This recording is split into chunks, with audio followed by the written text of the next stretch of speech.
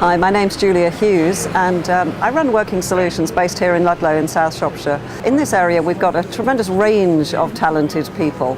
A lot of people who want to work from home and a lot of people who are working from home, either running businesses or starting businesses. Now, we've invited a range of people along to this event today who are all interested in this rapidly growing and developing area.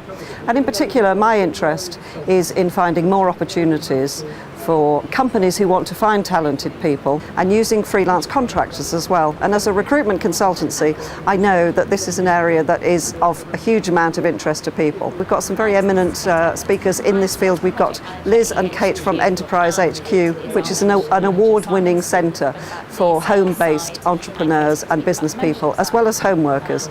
It's great that you've been able to come down today. Thank you very much. Thank you for having us. Yeah, talk about the work of Enterprise HQ, which is obviously very innovative and groundbreaking. And I was thrilled as well to get an email through today from Faye talking about some award that you've just won. Yes, that's right. We've just won the West Midlands area for the Enterprising Britain Award, which was an award that was put together by DeBurr, which is now the BIS, which is Business Services and Innovation, basically to find the most enterprising area of the country, and we are the most enterprising area of the West Midlands, and we have the judges coming next Wednesday to have a look at us to see whether we can be the national winner, so we're very, very excited about that. We have two hubs for home-based businesses, one based in Shrewsbury and one based in Coalport, which we've recently opened in April this year. It's been a 3-year journey to this point. Shrewsbury was opened 3 years ago, and we took everything that we learnt from our base of home workers there and applied it for when we opened Coalport as well. So we're very proud now of the 2 venues we have there. And they act as a network for people working at home.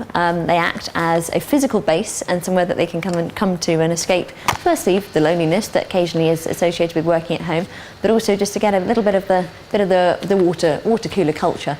Somebody else to have a quick chat with and share how your day's gone. As somebody who has started businesses, I think the most difficult thing to do in general terms for anybody is making that decision that they are going to be either self-employed or work away from an office environment. And a lot of our members, exactly what you're saying, are starting their businesses, and we're calling them the 5 to 9ers. So they're carrying on their day job during the day, and then they're starting their businesses after they go home at night. Yeah. So they're kind of, testing the water, if you like, to see whether it's going to be a successful business for them. And then when they reach that stage that they decide, yes, I can hand my notice in the day job, that's what they're doing. It's up to establishments like us to be there to support them. It really is the hardest decision to make.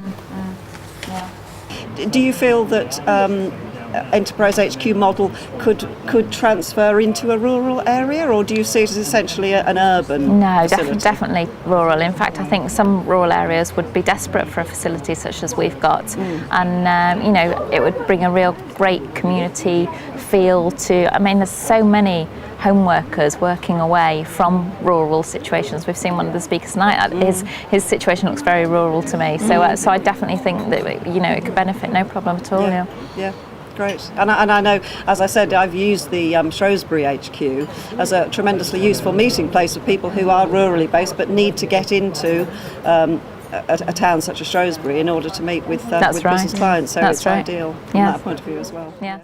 We're also going to hear from Perrin from DRE Accountants, who's going to talk about the financial aspects of using self-employed contractors and also having employees working from home. I'm just going to quickly run through these because these are some of the things that HMRC would look at to assess whether they are an employee or a contractor, if you like. Control, so working hours. I can't dictate to my employer what time I go into work and what time I leave. They say, you work 9 to 5 and that's what I've got to do. One area that would be helpful just to clarify is the fact that people actually can work on an employed basis at the same time as being self-employed. That's correct. You can have a situation where you are working for an employer and be under a contract for services, and you can also be in a situation where you're working on your own as a self-employed individual, maybe for a different customer or a variety of customers. That's absolutely no problem.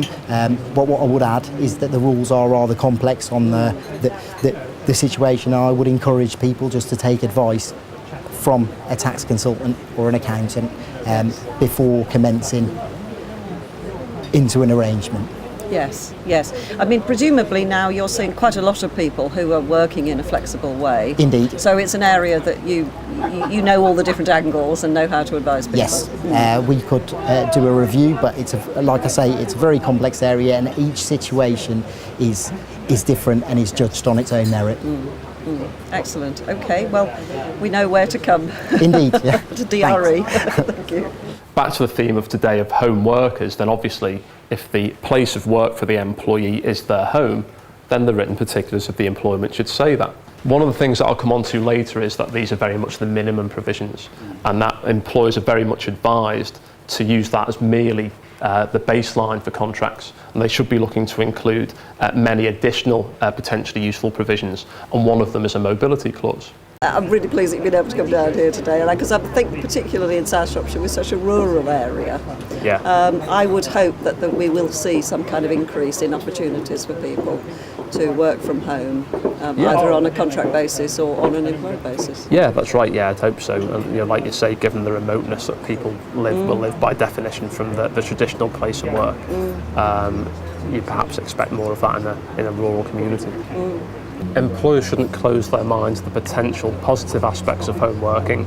There are numerous benefits to employers, including potentially saving of cost, more efficient use of their own office space and so on. It also can help to retain a workforce, a skilled workforce, because it can suit a lot of people due, say, to family commitments, to spend more time away from the office and work from home.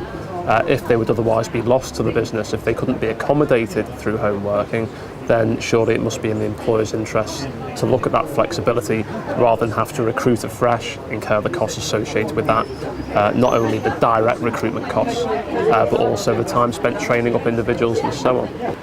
The last speaker that we're hearing from is Ross Stokes, who is working very successfully from home as an employee. He edits the magazine Self Design and Build. Julia invited me to come along today just to share my experiences of what it's like to work from home. I've been doing that for the last 10 years in my role as editor of Self Build and Design magazine, which is a national magazine for home builders and renovators, similar to the TV show Grand Designs. So what do I miss about working in an office? Well, the answer is simple. Absolutely nothing. And for anyone that is thinking of biting the bullet, I would say absolutely go for it, because it puts you totally in control of how you spend your day. You know, if you're talking about people who are going out on business on their own, the first thing they say is, I want to be in control of my own destiny. And okay, as a freelancer, you have got that choice. Me, as someone who is employed, I'm almost there.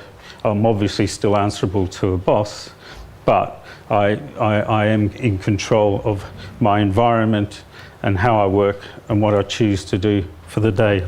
So Howard, I just thought it might be useful for you to say a few words on the subject of flexible working, the kinds of benefits that employers might find and why they might want to think about it, whereas perhaps they haven't done so before.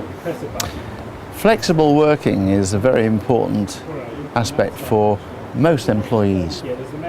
The ability to be able to make a dental appointment in the middle of an afternoon when nobody else can generally do it at the moment, it is very important.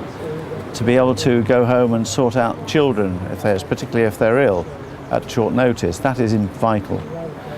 But if you've got a benefit strategy in your company, you want to provide something just in addition to salary, that can be a helpful part of that package. Because of course you advise companies, don't you, on how to recruit and retain their best people? Yes, I find it's important that you find out what it is that employee wants. Because what you want is the person to stay with you for as long as possible. You don't want to be incurring high costs of recruitment and having disenchantment in the workplace.